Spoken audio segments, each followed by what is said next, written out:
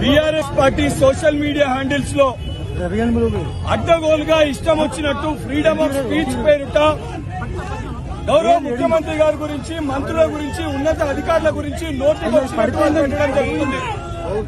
నిన్న కూడా BRS party social media హ్యాండిల్లో వాళ్ళు ఏదైతే గౌరవ ముఖ్యమంత్రి రేవంత్ రెడ్డి గారి గురించి కూడా అనుచిత వ్యాఖ్యలు ఒక పోస్ట్ చేయడం జరిగింది.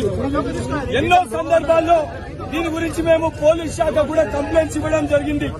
ఈరోజు ముఖ్యమంత్రి గారి పైన పెట్టిన పోస్టు ద్వారా తెలంగాణ రాష్ట్ర వ్యాప్తంగా ఉన్న యువత అందరూ కూడా, విద్యార్థులు, యువకులందరూ కూడా వాళ్ళ మనోభావాలను దెబ్బతీసి గౌరవ ముఖ్యమంత్రి రేవంత్ రెడ్డి గారి గురించి మాట్లాడిన మాటల పట్ల అందరూ కూడా ఆవేశంతో రోడ్లెక్కే పరిస్థితి ఉంది.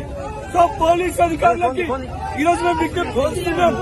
నిజామాబాద్ ఏదైతే జిల్లా పరిధిలో జిల్లా అధ్యక్షులు, అదేవిధంగా జిల్లా పరిధిలో ఉన్న నాయకులందరితో కలిసి నిజామాబాద్ సిపి గారికి ఒక కంప్లైంట్ కూడా ఈరోజు మేము ఇవ్వడం జరుగుతుంది.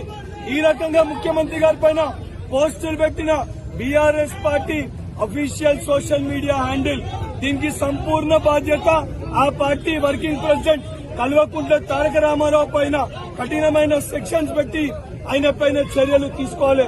తీసుకోకపోతే, ఆ పోస్ట్ పైన రియాక్ట్ కాకపోతే తెలంగాణలో యువకులని ఆపే పరిస్థితి ఉండదు. పెద్ద ఎత్తున యువకులు, విద్యార్థులు రోడ్లపైకి వచ్చి ఆందోళన చేసే పరిస్థితి ఉంటుంది.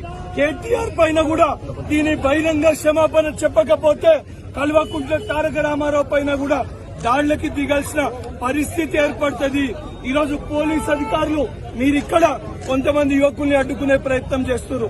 కానీ తెలంగాణ రాష్ట్రంలో ప్రజలందరూ కూడా ఈరోజు గౌరవ ముఖ్యమంత్రి రేవంత్ రెడ్డి గారి గురించి మాట్లాడితే ఆగే పరిస్థితి ఉండదు.